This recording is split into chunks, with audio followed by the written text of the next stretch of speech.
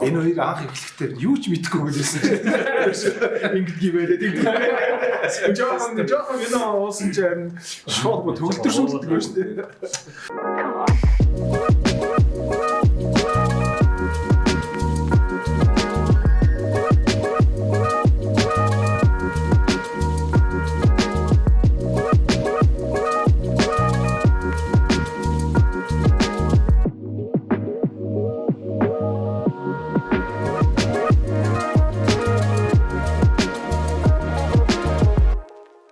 За хоёлаа энэ Сарнах гэдэг супермаркет. Хоёлаа эндээс вино сонгоно. Тий. Яг ер нь бол ингээд нөгөө энэ удаагийн дугаарч нь бол хоёр тоос их чухал дугаар. Яагаад чухал вэ гэхлээр ер нь бол одоо хараа чамаас тэгж нэ ингээд хүмүүс ингээд ямар вино авах юм яах юм ингээд байнга асуудаг. Харт. За тэгэл асуухаар одоо хүний чинь шууд өөрийнх нь ямар ч одоо юу гэдэг шарн шинтэй ямар юм дуртай ямар төрлийн юм одоо илүү сонирхтгийн хүндэлтийн гэдгийг мэдэхгүй. Тэгсэн хэрнээ ийм вино авч болно, тийм вино авч болно гэж шууд ингээд заагаад бас түүхтэй тий.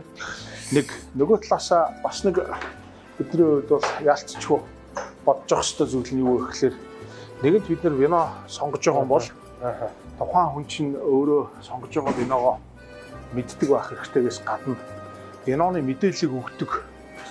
За бидний бол одоо хамгийн сайн мэддгээр бол шошго гэдэг нэг юм байна шүү дээ. Одоо англиар бол label гэж нэрлэж байна. Тий.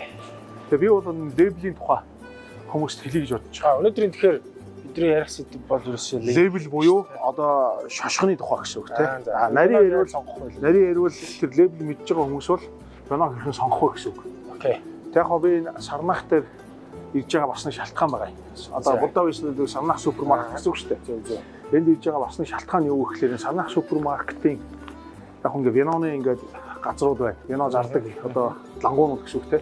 Ер нь бол би жишээлбэл ингээд Францд явж байхад одоо Carrefour гэдэг виноны одоо маш өргөн юу олон хүнсний дэлгүүр байгаа.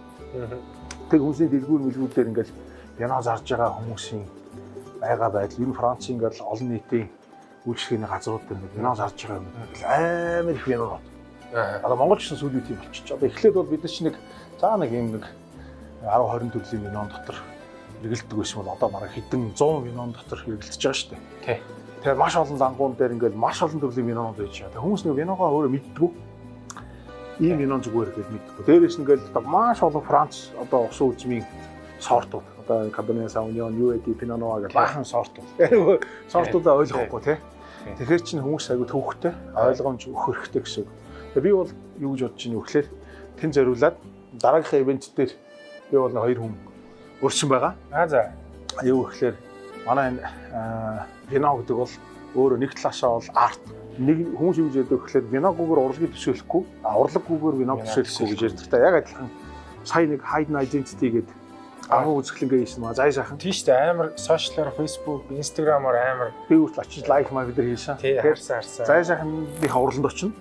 За дээрээс нь би шаркинг төвшин ажигаас өрсөн. Вино тухай яриач гээд. Тэгээд тэр хоёртой зөвлөөр хөлөө вино бэлгэнд авч ичноо сонгоно гэсэн үг. Вино ч өөрөө бол маш олон. Одоо зүгээр ингээд найзуу сууж байгаа л магшарж байгаа л нэг вино сонгоод өөр. Төрсөн өдөрт нэг вино сонгох өөр, хоримд сонгох өөр. Тэр үетэл зүгээр өдрийн хоол, оройн хоолны вино өөр тий. Заавал цагаан виногоор appetizer хийгээд тэгжээснэ улаан вино руу шилжээ. Тэгээд ингээд виноны чанар нөхсөөд ингээд явах. Нэг бол зүгээр ерөөсөө ганц шил вино уугаал хоолоо дуусгаад явах өөр. Бизнес дийл хийхэд өөр. Урлаг уран бүтээлч нарт өөр ингээд маш олон төрлийн вино сонгох хувилбарууд бий. Тэгэхээр хүмүүс нэг вино сонгоход хэлэхэд ерөөсөө ямар төрлийн вино сонгох вэ гэдээ ярина гэх юм бол өөрөө виноны тухай мэдлэгээс гадна энэ виноны одоо ингээд энэ шошгонууд байна шүү дээ. Тэгээ одоо ингээд одоо энэ шатууд ахшаан гэдэг ингээд вайн байж гин гэсэн үг. Энэ Францын Бордо мужид хийдэг Maison Castel гэж компани вино л да. Тэгэхээр энэ винонуудыг чинь яагаад энийг сонгох ёстой юм? Яагаад ямар ивентэд зориул сонгох ёстой гэдэг. Тэгэхээр өнөөдөр хэдүүл арт очино. Арт очиж байгаа хүмүүст юу гэхээр урлагийн болон бизнесийн мэдээлэлтэй хүмүүст зориулаад вино сонгоё гэж бодож байна.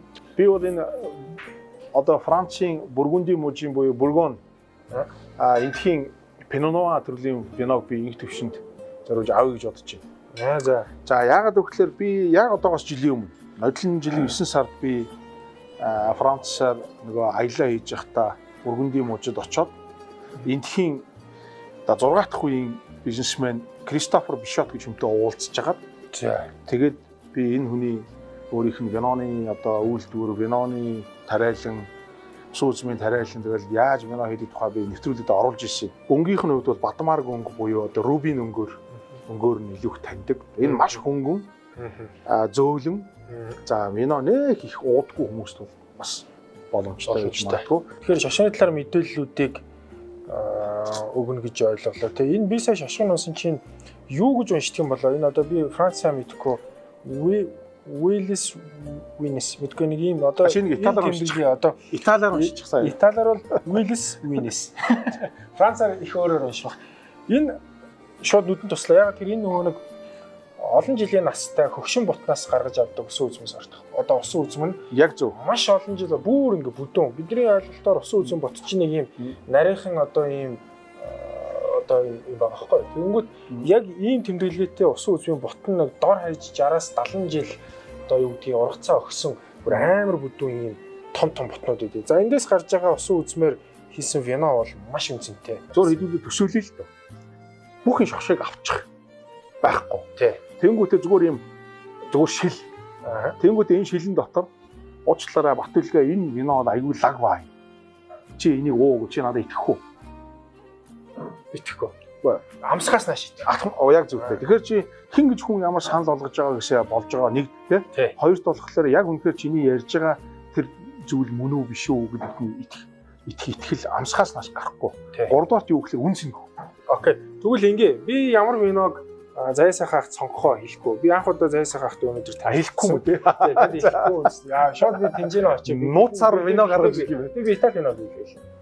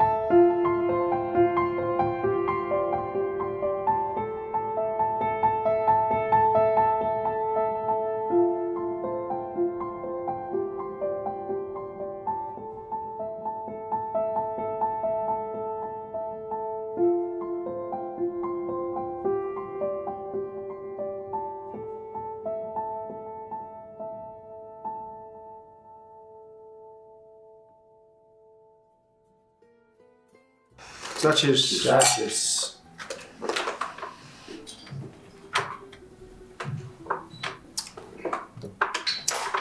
За зайха уран бүтээлийн гайхалтай бүтээлүүд төрдөг энэ газар үрээд ирсэн. Дөнгөж саяхан Hyde Night-ийн тэгээд үзэсгэлэнгээ хийсэн гайхалтай үзэсгэлэнгүүдийн нэг болсон гэж би бодож байна. За вино гэж ярингууд хүмүүс хамгийн түрүүнд тулгарч байгаа нэг хүндрэлтэй асуудал байна л да. Вино хэрхэн сонгох вэ? Ямар төрлийн вино зүгээр юм? Зарим хүмүүс болохоор үнэтэй вино гоё. Эсвэл зарим хүмүүс нь болохоор удаан хадгалсан вино гоё ч гэдэг юм уу. Гэхдээ бүх хүмүүсээс байнгын ингээл асуудаг асуулт. Заримдаа нэг жоохон вино мэддэг хүмүүсээс асуугаал өгдөг. Тэгээд одоо энэ ямар вино гоё? Та тийм асуудал гардаг юм. Тийм нөгөө ресторанд авах чинь тийм зузаан ном ярьдаг шүү дээ. Цэцэн дээр сервэ хийдэг шүү. Тэр чинь бараг зарим мэдхгүй дээр үнээр нь харах юм уу, нэрээр нь харах юм уу, Итали, Испани, Шинзеланд, Австрали олон жил ч гэдэг юм уу. Стейк төрчдөг шин мэдхгүй хүн бол тэгэл. Тэг яг за ганц жоохон гадралдаг хүн байвал чи үсэг тайлдаа гэдэг шин. Чи шийдгээд. Ер нь хизээ хаа хинтээ гэдэгтэй тохиолдол виногоо сонгуул тэр бол хамгийн зөв сонголт байдаг. Түүнээс үүдийн зөвхөн үнэн дээр ач холбогдол өгсөл төрөлтэй эсвэл зөвхөн улс дээр ач холбогдол өгөхөөсөө илүү хизээ хаа хинтээ ямар үед гэдгээсээ болоод сонголтоо хийх хэрэгтэй гэдэг. Яг нөгөө нөхцөл байдал гэж байгаа юм л да. Жишээлбэл вино ч миний зүгээр ойлгож байгаа өөрөө юу гэхээр вино болго өөр өөр гэсэн юм мууд буюу характеруудтай. Ярьжсэн шүү дээ. Pinot Noir гэх юм бол аюу вальс шиг тийм үү. Cabernet Sauvignon болохоор юм танго шиг юм огцон тесрэлттэй ч гэдэг юм. Тэгээ хүн тухайн өөрийнхөө нөгөө нөхцөл байдал мууд буюу одоо ямар орчинд ямар хүмүүстэй юун зориулаад арга хэмжээ хийх гэдэг гэдэгтэй тааруулаад вино сонгох хэрэгтэй. Тэрнээс биш үнэтэй вино авах, хямдхан вино авах гэдэг бол 2 3 дугаар асуудал. Жишээлбэл би бол энэ дээр бүр Наполеон Бонапарт жишээ авч хэлэх гэдэг байгаа байхгүй. Жишээлбэл манай бол Францын Бургунди мужийн винон бүр гахалтай дуртай хүн байсан. Тэр дунд Альберт Бишоптын Шамбартын гэдэг винон бүр гахалтай дуртай. Тэгээ дайн тулдаанд орохынхоо өмнө заавал тэр виноноос ингээд нэг шилийг уугаад өөрийгөө зоригжуулаад гардаг байсан юм. Тэнгүүтээ манай тэр виног өөрийнхөө цэргийн жанжнууд буюу бусад юм хүмүүстэй ингээд явуулдаг. Тэгээ өөрөө үжигддэг тэндээс ир зэрэг хүч чадал одоо юу гэдгийг юм авдаг бол бусад хүмүүсийг бас аваасаа гэж боддог гэсэн. Тэрнтэйг адилхан хаад язгуурт нь ноёдод эвлэрлийн тэмдэг юм уу одоо нөхөрлийн бэлэг болгож тухайн хүнийхээ одоо онцлог тэрэнд нь таарсан гоё винонуудыг илгээдэг. Ийм түүхтэй яг хоо энгийн үед бол бид нар нөгөө түгээмэл буюу олон улсын сортын винонуудад жишээлбэл Chardonnay, Sauvignon, Cabernet гэх одоо сортуудын винонуудыг хэрэглэхэд бол асуудал. Өдөр угаасаа нөгөө нэг өдөртмийн хэрэглэн зориулсан байдаг болохоор шийс авлаанаас эхлээд өртөг багтаа учраас худалдаа авахд бас үнийн хувьд боломж юм байдаг. Гэхдээ муу гэсэн ойлголт биш. Эсвэргээр нөгөө үн цэнтэй бүтээгдэхүүнийг одоо виног хаана илүү хэрэглээд юм гэхээр нөгөө онцгой үйл явдал эсвэл одоо хүндэтгэж яваа хүндээ бэлэг болгох бизнес дийл хийх хэрэгтэй. Бизнес дийл хийх ч юм уу. Тиймэрхүү үед илүү үнэтэй үн цэнтэй вино сонгож байгаа шалтгаан нь энэ виногоор таны хүндэтгдэх хүндэтгэлээ илэрхийлж байгаа. Таныг одоо энэ виноны үн цэнтэй одоо ижилхнээр би таныг үнэлж одоо юу яддаг шүү гэдэг тухайн үнэ хүндэтгэж байгаа хүндэтгэлээ илэрхийл. Дээрэд нь өөрийнхөө одоо миний нийгэм бэлэх байр суурь миний таныг одоо илэрхийлэх тодорхойлж байгаа тодорхой хэмжээ энэ виноноос одоо ойлгороо гэдэг. Тийм өөрийнхөө баг нэрийн утас маягаар тухайн үндэ вино сонгож бэлгэлдэг юм соёлтой. Вино сонгохдоо вино худалдан авахд ямар үйл явдалд зориулж буй гэдэг нь хамгийн чухал байдаг. Жишээлбэл өдөр тутмын хэрэгцээнд энгийн вино тохиромжтой байдаг бол хүндэтгэлийн үйл явцад үн цэн бүхий вино их зохимжтой. Тиймээс вино сонгохдоо хизээ, хаана, хинтээ гэсэн 3 асуултанд үндэслэн сонголтоо хийж байхыг Винопедиа зөвлөж байна.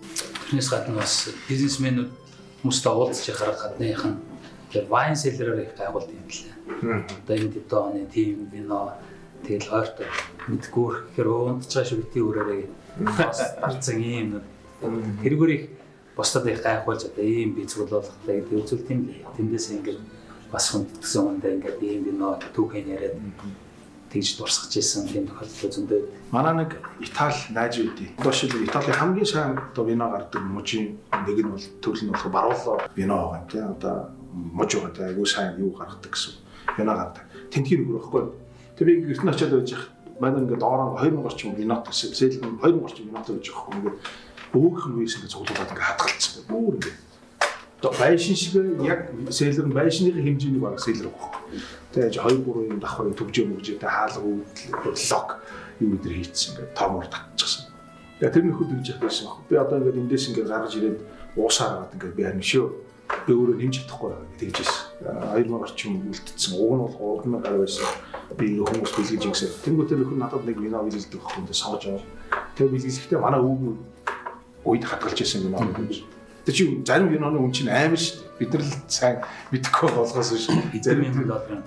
Ямар үнэтэй вино, ямар хугацаанд тэр сая нэг Netflix дээр кино үзсэн чинь нөгөө нэг хөлх вайн хийж байгаа гэсэн нэг ядаж залуу байна шүү дээ. Тэрний тохиол кино дээр харж байгаа чинь. Тэр аукшн дээр бол зүгээр $70,000, $200,000, сая доллар юу байна.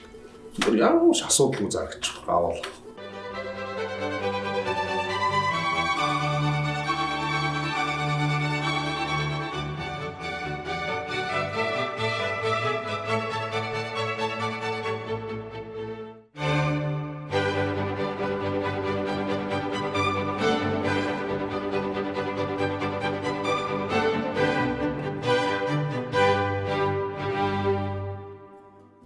Гарал үүслээс нь гадна ийм газруудад ингээд тарсан ус үйлчмөр тэдэн он хийгээд ингээд team master-с авсан гэдэг юу гэдэг юм л да. Лист гэдэг юм л да. Гэхдээ тэр нөгөө хөл гартын гэдэг чинь 100-ны алдартай лоуруудын нэг шүү дээ. Тийм. Тэр чинь өөр аукшн хаусуудыг хуурсан байгаа. Өөр мундаг бас мэрэгчлэлтэн баг.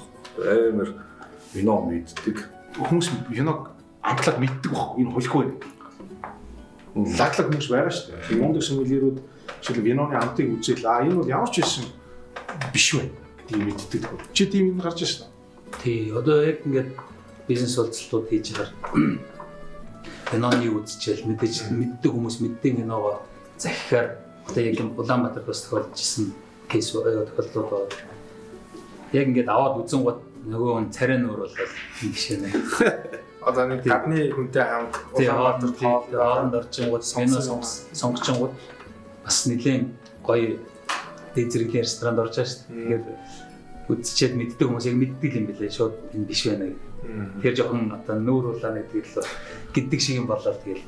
Одоо Францад очиод вайн гулх вайн зам гэвэл боломжгүй шүү дээ. Баг шүү дээ. Нөгөө иргэдэнд өөрсдөө зөвхөн юм сүүл виноны одоо ус үзмийн амтууд ийм ус үзмийн вино ийм байх хэрэгтэй гэдэг юм юу тогтоосон байдаг байна. Одоо хэдүүлээ сайхан өхрийн махыг иддэгтэй л яг адилхан шүү дээ.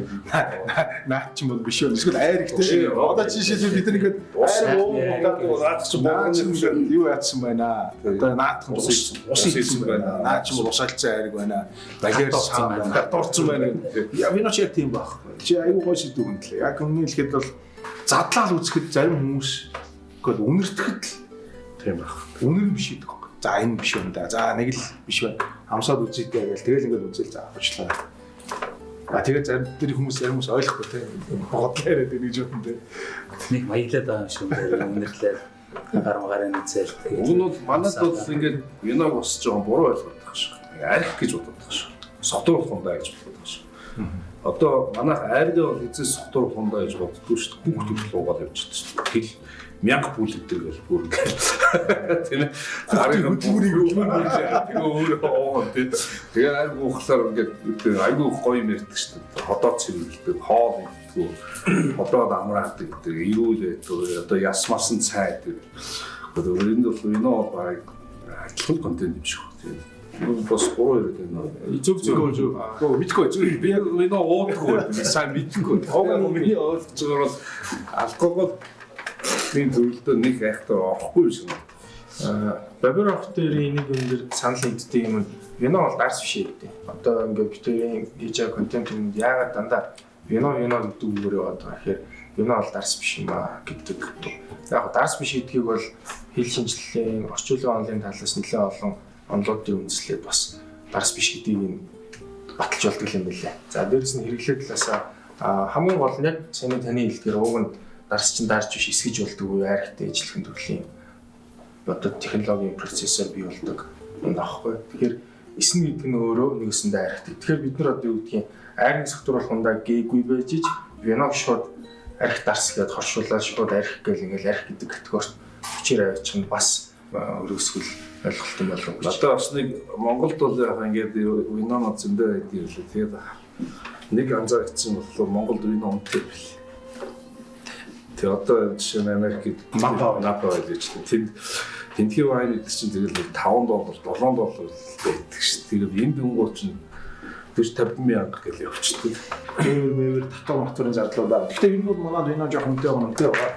Тэгээд жоохон Европт бол ингээл ерөөсөө лаглаг винонуудыг зүгээр бүр амар үнэтэй биш юм аа гэж бодоход зүгээр юм симпл эдийн юм винонуудыг бол за ер нь 10 € дотор бол авах. Тэг өдрийн хоолн дээр бол ер нь бараг л хоолн дээр нэг шил бол юмгүй байна гэж баг байхгүй. Ширээ болгон дээр зүгээр л ус ууж бараг усны оронд вино уугаад тийм шүү дээ. Одоо энэ манай ер нь 2000 жил гэдэг чинь энэ чинь христийн тоолоо ярьж байгаа. Үндэслэг чинь нөгөө Иесус болохоор найран дээр усыг вино олгодог байхгүй. Одоо ичдэг үзүүлж. Ингээд вино бол яг одоо энэ христийн шашинтай айгу холбоотой. Дээрээс нь өрөндийн соёлтой айгу өндөр холбогдсон. Тэгээд манай нэг өмнөхөөс хавуулаад нааш ингээд бүх одоо сонгодог уран зургийн түүхэн дээр виноны тухай ерөөсөө дуртайгаа зураг гэж байдаг. Одоо тэнгэрийн элчүүд тэр наадан найргаа тэрс үн вино довсон үзмэл ерөнхийдөө харахгүй зураг гэж байдаг шүү дээ. Сонссон чинь тэр дээр үед бас ийм виног шингэлж уудаг байсан гэж бас тийм тэг баг усны орнд хүнсний бүтээгдэхүүн ургамал амьтны төрөл зүйл ер нь биологийн шин чанартай юмнууд дээр үед гэх юм уу антик эртний үед илүү одоогоос илүү догшин шин чанартай байсан тийм хүн ч гэсэн жижигэрж байгаа, ургамал ч гэсэн зөөлрж байгаа, амтан бас давжирж байгаа гэл нэг юм байдаг. Вино ус үзмийн нь бол 40 градусын хатгуулагтай байсан гэж ярьдаг л. Одоогийн мэдрэг 40 градусын хатгуулагтай.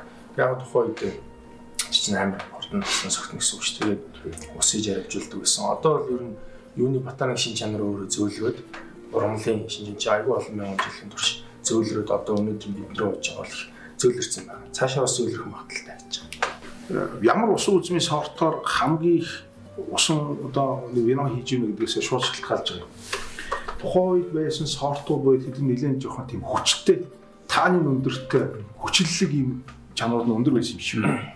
Жишээлбэл ямар нэг сонгож байгаа. Би зүгээр нөгөө нэг бас виноныг сайн мэдэхгүй л дээ. Зүгээр Шинэ Зеландын Marlboro гэдэг тийшээ нэг виноны амтлан нэг тэр авийн нөгөө виноны юу газруудаар явж үзчихсэн. Тэгэхэд яг хуу тэндээс надад зүгээр үлдсэн юм гэхээр Gewürztraminer юу зүгээр юм шиг санагдчихсэн. Тэгээ Vinogresh үү? Vinogresh. Тэгээ Vinogresh тэр бас зүгээр юм шиг санагдсан. Жоон цагаан дуу маяг.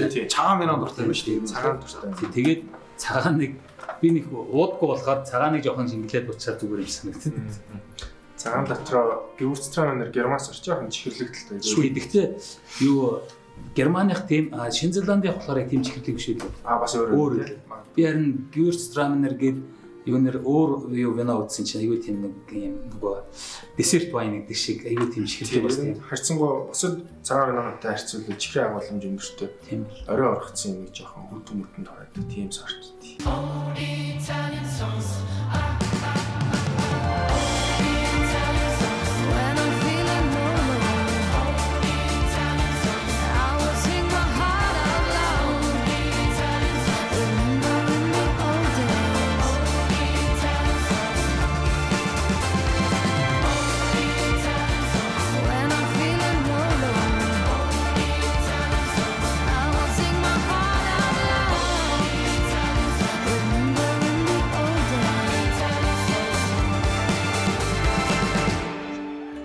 Чи одоо шилүүлгүүдээ Бэртол зөбсөн. Мэдлэгтэй болчихлоо. Би сонирхолтой гарын инфлюенсер болсон юм байна. Тэгээ яа нөгөө ерөнхийдөө мэднэ л дээ. Орлын дүгэнд виноны тухай маш их дурддаг. Жишээлх юм бол одоо Пикассо кубизмыг үндэслэн гэж ярьдаг боловч хашуул болохоор 1912 онд болохоор тэр Жорж Брак гэж зурагчтай Францын зурагч Пикассотой их төстэй. Тэрнээс санаа гоцсон гэдэг хөөх. Тэр болохоор гоцсон. Тэр санаа бүр тэр нь бүр ингэсэн бүр сторитой. Тэр модны холцоор ширээн дээр байгаа виноны борол болон гласс гэдэг нэртэй зураг хийсэн гэдэг хөөх. Тэр нь бол анхны кубизмын одоо төрсэн зураг гэж үздэг юм. Пикассо болохоор тэрийг 12 он тэр Францын үндэсгт явж харангуутаа энэ чинь яг кубизм байж гэж болж харсан. Тэрийг тэр өөрөө баяжуулаад яг тэр адилхан зургийг зурхтаа ерөөсө холцсон биш. Яг цаасан клоз маягийг оруулсан. Тэгээд тэр нь тухайд 1-р дайны үед дилер хийжсэн Америк нөхөр болохоор тухай яг тэр үед $150 худалдаж авчихсан. Пикассоос. Энэ бол кубизм үүссэн ихний шалтгаан гэж үздэг. Пикассо бол вино маш хүндэлдэг, маш хайртай, маш их хэрэглэдэг хүн байсан. Тэр үедээ нөгөө өөрийнхөө зургийг виногоор зарж ирсэн. Виногоор тэр чинь нөгөө Югославийн нэг алдартай фильммейкер би нэрийг марччих. Тэр болохоор тэр Югославийн хил дээр Итали Югославийн хил дээр болох айгүй том дайм болсон юм. Фьорд бол баг шийдвэрлэхтэй. Тэрний тухай 10,000 зэрэг оролцсон. 60 онд байна. 60 онд нэг дайны тухай кино хийсэн. Тэгээд тэр киноны нөхдөд анх кино хийж байхдаа нөгөө мөнгө муутай. Киноныхоо сурчлагын постерыг ерөөсө Пикассогаар хийх. Тэгээд кино сайн зав. Тэр үчиг нөгөө постерыг чи гараар зурдаг байсан. Гадаад ч нэг юм хэвлэлийг Пикассо ч мангар амар үнэтэй. Одоо Пикассо ч тэр үед бол хажуудлынхаа зүгээр нэг юм вино нэг кафед бол өдөрт ер нь 30 жил хоол идсэн гэж байгаа байхгүй. Тэгээд нэг удаа хуулчилдаг байсан хүн ороод за Пикассогоо би таны хоолыг одоо 30 жил зөөлөө та надад нэг дурсгал болоод энэ салфетэн дээр нэг юм сараачаад өгч гэж гэсэн чинь Пикассо бичсэн гэж. би эзэн хоолныхаа мөнгийг төлөх гэсэн болохоор рестораны ч худалдаж авахгүй. Тийм байсан. Тэгээд тэд нар нөгөө киноны нөхдүүд бол их айсан байгаа байхгүй. Постэр зурвал айгүй мөнгө авах одоо яах гэсэн чинь. Казаж юм мэдсэн. Надад би танаас мөнгө авахгүй. Одоо зүгээр танаа тэр байдаг газраас шилдэг 12 шил вайн өгч. Вино өгч. Тэрнээс юу яриад гисэн гэхээр хүмүүс ингэ тост нь шүү дээ. Чиз. Пикассо шиг ууцгаа. Drink like Picasso. Тийм сторинууд их байлээ. Одоо энэ cheers чинь одоо тулахад ч соёлтой юм биш. Германууд болохоор frost гэдэг нүдээ харж иж юуных нь нүдээ харж иж. Тэгээ хэрвээ тийш нүд харахгүй бол 3 жил чиглүүд секс хийхгүй чиглүүд тийм. Тэгээд шууд юу юм бэ? Чин заавал ингээд амандаа хөрөх юм авсахгүй шууд тулахчаад нэгнийгээ харахгүй тулах их бүдүүлээ асуу. Хоёрдугаар тулахчаад шууд тавих гэсэн. Энэ бол хэрүүл өдөгсөн хүмүүс бол тийм. Төвшөөхөө одоо ингээд та ингээд одоо олон улсад бизнес хийгээд гадна дотны хүмүүстэй уулзаад хоол идээд явж байхад Венатой холбоотой сонирхолтой юм ярьж юу та шууд бизнесээ яриад хэлэх юм уу эсвэл бас нэг орой хоол идээд Веногоор хэлээ Венод одоо таны мэдгүй инженертэй жоохон яриа өрнөөд халаад тэг үнсээ ажиллаа ярьдгүй ч гэх юм уу тийм сонирхолтой юм байв уу явдал болж юу бизнес ихтэй яг нэг улс үндэстнүүдээс хамаардаг. Зарим үндэстнүүд болохоор илүү одоо шил яг ингээл хууль ном дүрм журам гэж ярьдаг үндэстнүүд байна. Баруун зүгийн одоо шил барууны улсууд Европын ялангуяа хүмүүсийн хувьд бол яг вино бол ихсашгүй хэсэг нь уулзалт хүмүүстэй уулзаад байхад бол яг виногоор бол юм ярихад хэцүү байнга л одоо нэг уулзалтын хоолны арт бол заавал виноны сонголтын тухай тэгээ вино таарсан яриануд их болдог. Тэгэхээр яг юм ярианы одоо сэдв салхи хаална гэдэг шиг ер нь виноны талаар их ойлголттой байвал яг мэддэг юм ин адилхан хэлээр ярихаар шууд одоо хүлээж авах юм амархан ойлголцоод тэгээ юм ярихад бас ямар тэр ерөнхийдөө наан нэг иймэрхүү вино энэ ресторан байдаг ч юм уу эсвэл энэ иймэрхүү вино байдаг гээд жоохон уншичаад гэрийн талаар хийчихэд орвол бас их тийм хурдан бивнийг аяг ойлголцоод хэрэгтэй юм лээ санагдсан. Вино маань бас өөр одоо энэ уран зураг гэдэг шиг бас нэг өөрийнх нь одоо хобби сонирхол болоод олон хүмүүсийн хувьд бол бизнесмен ялангуяа бизнесменүүдийн хувьд бол гээ хөгжсөн цуглуулдаг одоо баг антик шиг болцсон. Тэрийг одоо уран зураг сонирхдаг, баримт сонирхдаг бол антик сонирхдаг, зарим нь бол яг вино сонирхож, виногоо цуглуулж, хадгалж тэрийг одоо юу яадаг, таашаадаг гэх юм. Тэр нь өөрөө нөгөө бизнес чинь ингээд өдөр болгон завгүй хурдтай ингээд явдаг. Тэр дунд одоо жишээл нэг үн цэнтэй $1,000 вино гэж бодоод уух, тэрийг мэдрэх нэг юм хурдыг сааруулад чинь одоогоо мэдрэх тэр боломжийг тэр хүмүүстээс олгох юм болов гэж нэг бас бизнесмен хэлжсэн. Энэ шошгоч нь дээр үд юм байгаагүй маань. Тэгээд дээр үд болохоор юм лааны тосоор ингэж хийдэг, хайлуулад хийдэг. Дээр нь ингээд нэг юм юу ийм цаасан юм том юм байхгүй шилэн лавхан дээр нь ингээд пайц шиг ингээд дарцсан юм байдаг байсан. Гээд тэгжсэн. Одоо яг энэ шошгол их юм хэлээд байгаа юм санагдав. Тэгэхээр тэр Vivian өдр бол шошгыг хараад ингээд таньцдаг. Тэр ер нь одоо энэ шошгыг яаж уншиж ойлгох ёстой вэ? Яг нөгөө яг сая та гэхдээ их ховор мэдээлэл хэлж байгаа. Нөгөө өмнө шошго чинь нэг юм одоо миний ойлгож байгаагаар ингээд ийм шингэнд лааны тос шиг ч юм уу нэг юм дүрэл авдаг гэсэн юм шиг. Яг энэ ингээд төрлийн лац бүтэн гэдгийг илэрхийлж байгаа. Тэр нь хатаагүй багтан дээр нь энэ дээр нь дарцдаг. Тэр дарц нь бол зөвхөн нөгөө хин хийсэн хүн бэ гэдгээс намаараад л байгаад байгаа шүү.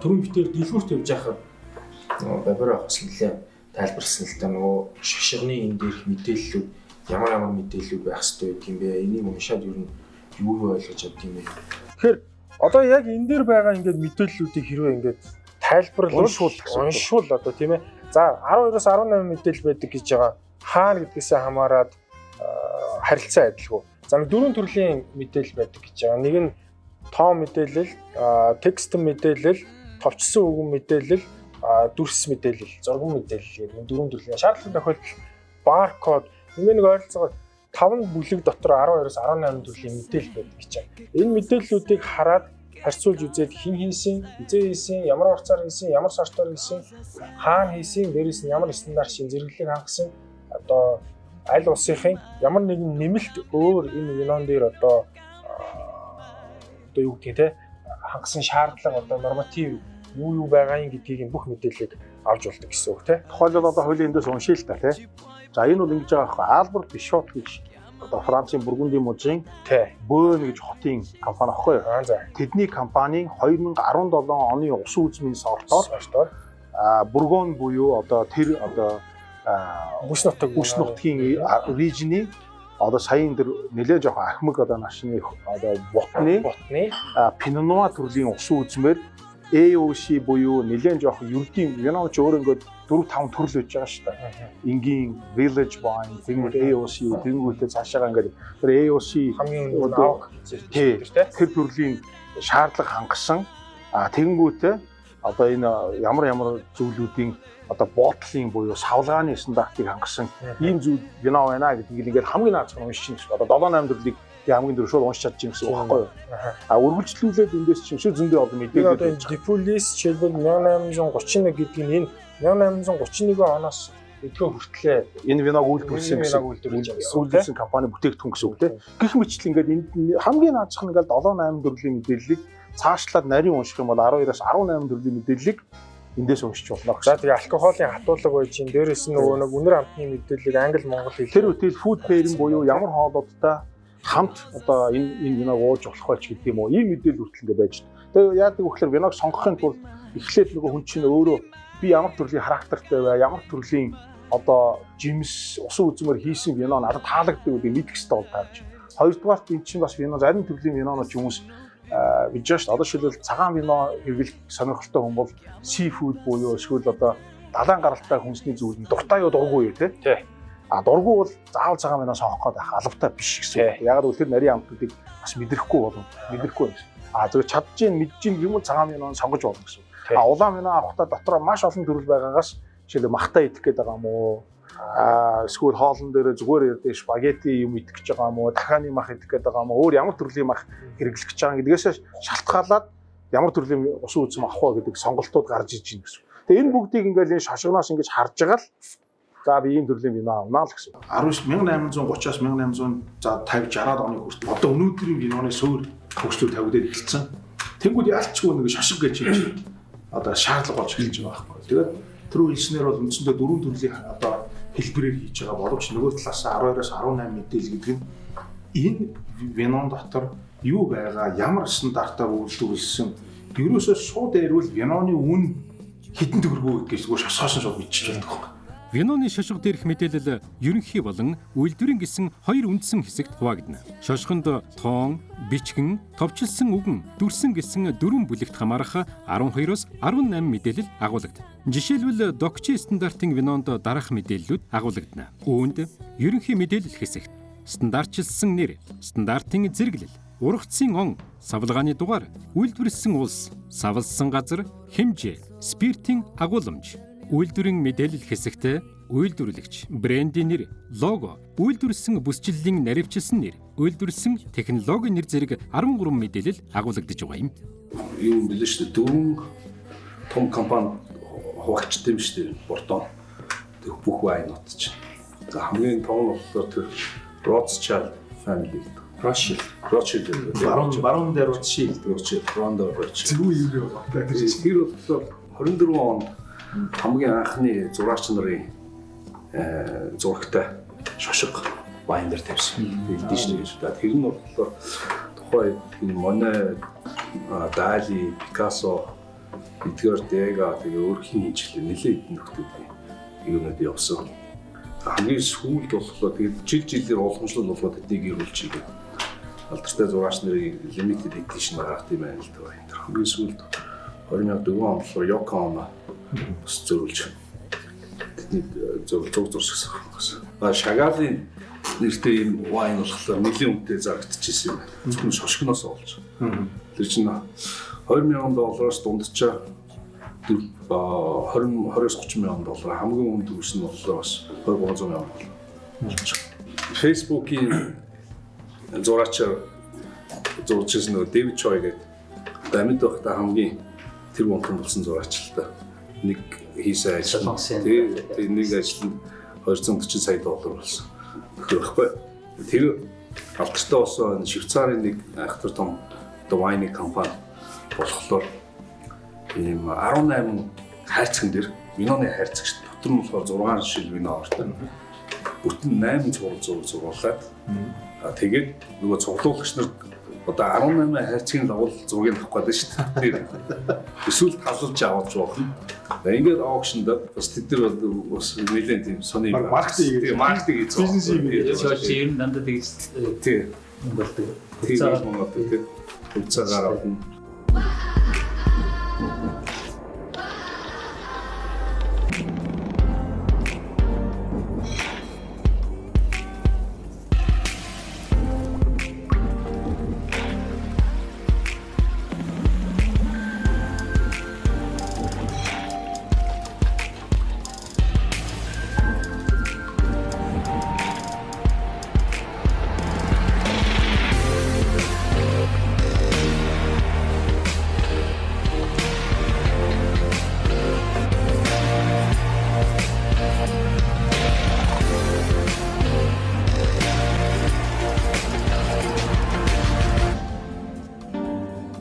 Вино ингээд задлаад хүмүүс ингээд амсуулдаг шүү дээ.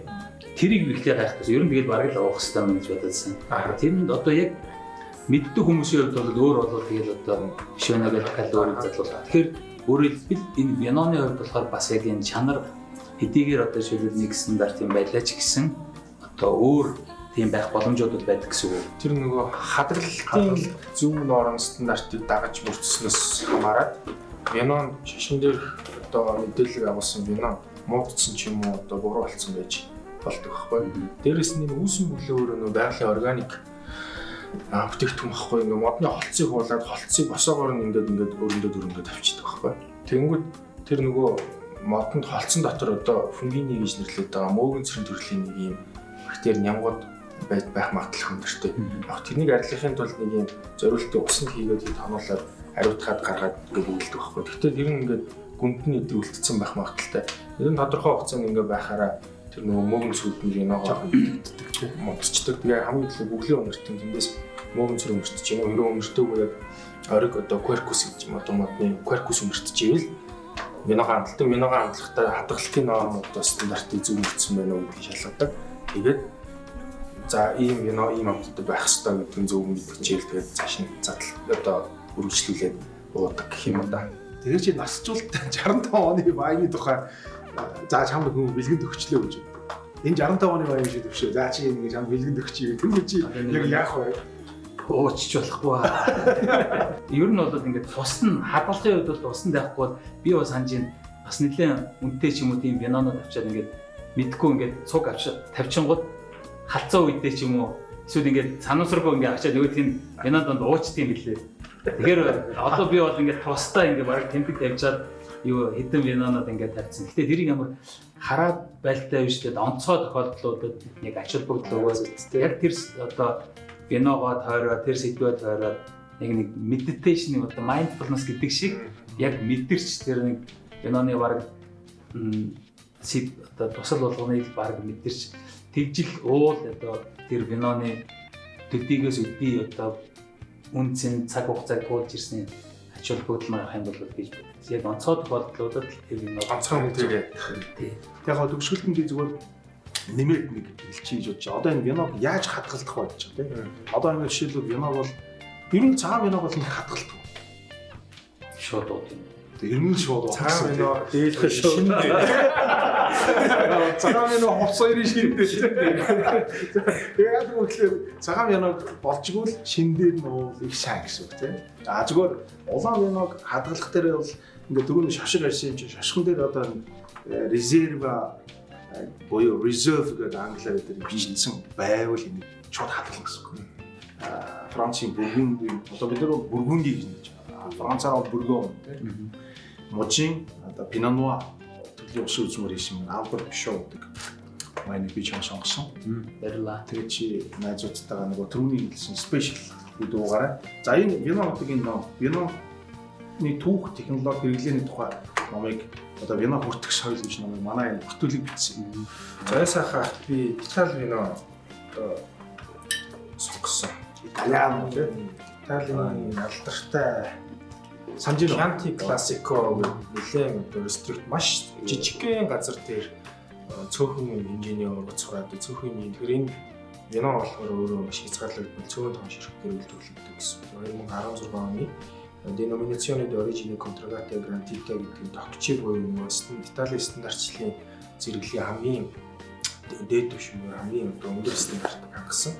Заавал нэг зургийн үедээ ногч. За баярлалаа. Та бүхэнд ажлын амжилт хүсье. Бүгдээр нь аз жаргалтайгаар сайн сайхнаар бие биелүүгээ хараад тий вино гэж аяга бүтүүгээ хараад тэгээд хүртгийг cheers. Вайныг ингэж ойлгоод мэрэгчлэн болоод тэгээд вино уудаг болоо гэсэн үг биш үгүй. Тэгэхээр алкоголын тухай нэвтрүүлэг юм шиг мөртлөө эсэргээрээ алкоголыг хүмүүс зөв хэрэглэх, ойлгож хэрэглэх ийм соёлыг төгөөж байгаа нэвтрүүлэг юм байна гэдгийг ойлгосон.